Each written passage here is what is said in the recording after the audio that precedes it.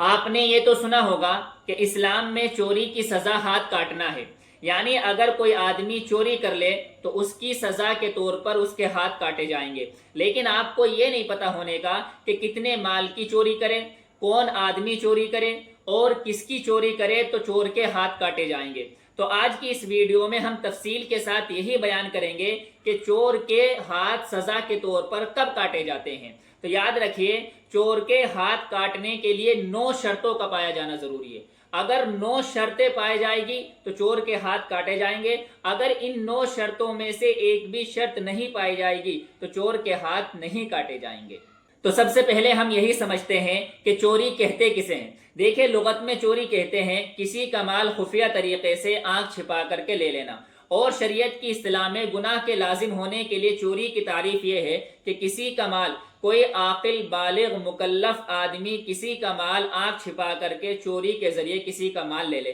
چاہے وہ نصاب کے بقدر ہو چاہے نصاب کے بقدر نہ ہو۔ یہ اگر تعریف صادق آئے گی تو اس کو چوری کا گناہ ملے گا۔ البتہ اس کے اوپر چوری کی حد اور چوری کی سزا کے نافذ ہونے کے لیے، یعنی اس کے ہاتھ کاٹنے کے لیے 9 شرطوں کا پایا جانا ضروری ہے۔ نمبر 1، چور مکلف اور صحیح سالم ہو، عاقل ہو، بالغ ہو اور اس کی بینائی موجود ہو، یعنی اندھا نہ ہو اور اس کی زبان سے وہ بولتا ہو، گونگا نہ ہو۔ اسی طریقے سے اس کا بایاں ہاتھ اور دایاں پیر صحیح سلامت ہو۔ اگر چور کے اندر یہ صفتیں پائی جاتی ہے تو اس کے ہاتھ کاٹے جائیں گے، ورنہ اس کے ہاتھ نہیں کاٹے جائیں گے۔ لہذا اگر بچہ چوری کرتا ہے تو اس کے بھی ہاتھ نہیں کاٹے جائیں گے، کوئی پاگل چوری کرتا ہے اس کے بھی ہاتھ نہیں کاٹے جائیں گے، چوری کرنے والا اندھا ہے تو بھی اس کے ہاتھ نہیں کاٹے جائیں گے، چوری کرنے والا گونگا ہے تو بھی اس کے ہاتھ نہیں کاٹے جائیں گے۔ اسی طریقے سے اگر چوری کرنے والے کا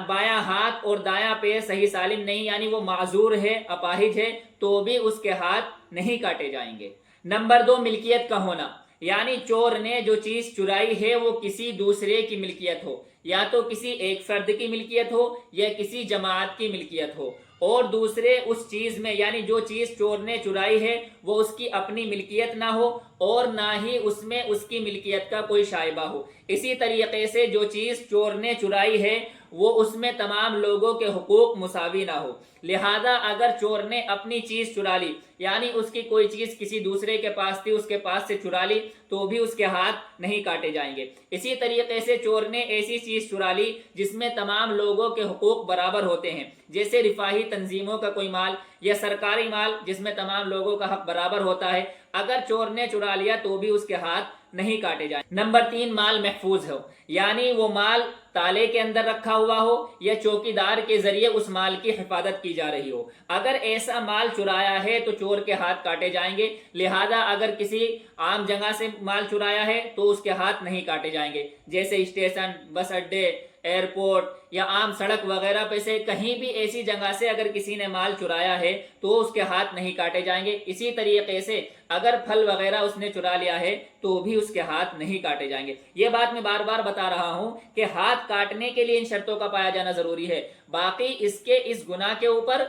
حاکم وقت جو چاہے وہ سزا دے سکتا ہے۔ نمبر 4، جس چیز کو چرایا ہے وہ چیز شریعت کی نظر میں مال ہو۔ اگر وہ چیز شریعت کی نظر میں مال نہیں ہے تو بھی اس کے اوپر حد سرقہ یعنی چوری کی حد جاری نہیں ہوگی۔ جیسے اگر کسی آدمی نے شراب چرا لی تو اس کے اوپر حد سرقہ جاری نہیں ہوگی، اس کے ہاتھ نہیں کاٹے جائیں گے، کیونکہ شراب شریعت کی نظر میں مال نہیں ہے۔ نمبر 5، چور نے جو چیز چرائی ہے وہ ایسی ہے جو 1 سال تک باقی رہ سکتی ہو۔ اگر کوئی ایسی چیز چرائے جو 1 سال تک باقی نہیں رہ سکتی، جیسے پھل، سبزی یا کھانے کی کوئی چیز، روٹی وغیرہ، اگر چور نے ایسی چیز چرائی ہے جو 1 سال تک باقی نہیں رہ سکتی تو اس کی اس چوری کے اوپر بھی اس کے ہاتھ نہیں کاٹے جائیں گے، بلکہ حاکم وقت جو چاہے اپنے اعتبار سے، اپنی ثوابدید سے اس کو سزا دے سکتا ہے۔ نمبر 6، جو چیز چرائی ہے وہ شرعی نصاب کے برابر ہے۔ چوری میں نصاب ہے 10 درہم، اور 10 درہم کی اگر بات کی جائے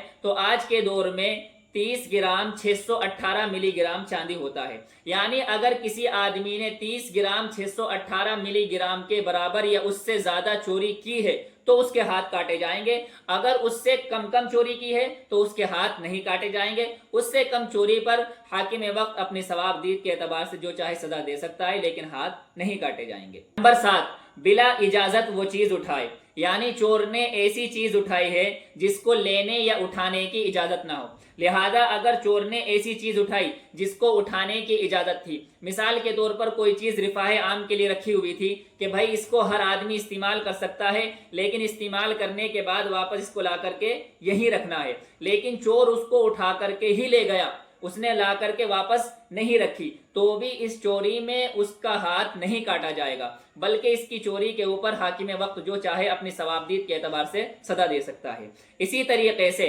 अगर किसी के घर में किसी ने आने की इजाज़त दे दी, चाहे वो मेहमान हो, चाहे दोस्त हो, चाहे मुलाजिम हो, अगर किसी आदमी ने किसी को अपने घर में आने की इजाज़त दे दी और उसके बाद वो आदमी उसके घर से कोई चीज़ उठा कर के ले गया, तो भी इस चोरी के ऊपर उसका हाथ नहीं काटा जाएगा। खुलासा ये है कि अगर इजाज़त है या शिबह इजाज़त भी है तो उससे भी ये हद सरका यानी हाथ काटने की सज़ा साक़ित हो जाती है।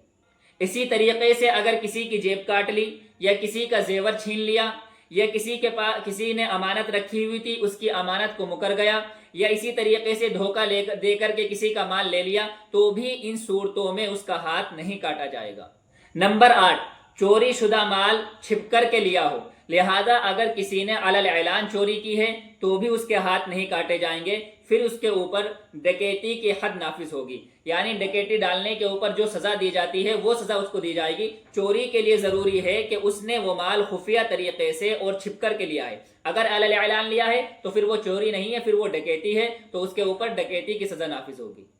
नंबर 9, इरादा होना, यानी चोर ने निसाब के बकदर चोरी करने का इरादा किया हो तो उसके हाथ काटे जाएंगे, और अगर चोर का इरादा निसाब के बकदर चोरी करने का नहीं था बल्कि उससे कम करने का था और इत्तिफाक से अंदर से कोई चीज महंगी निकल आई तो उसके हाथ नहीं काटे जाएंगे। मिसाल के तौर पर चोर ने एक कपड़ा चुराया और उसी कपड़ा चुराने का इरादा था जिसकी कीमत 30 ग्राम 618 मिलीग्राम चांदी से कम थी, लेकिन जब कपड़ा खोल करके देखा तो उसके कपड़े के अंदर कोई कीमती चीज निकल आई जिसकी कीमत 30 ग्राम 618 मिलीग्राम या उससे ज्यादा थी, तो भी इस सूरत में इसके हाथ नहीं काटे जाएंगे। तो अगर चोरी में ये 9 शर्तें पाई जाएगी तो चोर के ऊपर हद्दे सरका जारी होगी, यानी हाथ काटने की सजा जारी होगी, और अगर इन 9 शर्तों में से कोई एक शर्त भी नहीं पाई जाएगी तो चोर के ऊपर हद्दे सरका हाथ काटने की सजा जारी नहीं होगी, बल्कि मुसलमानों का हाकिम अपनी सवाबदीद पर जो चाहे उसको सजा दे सकता है।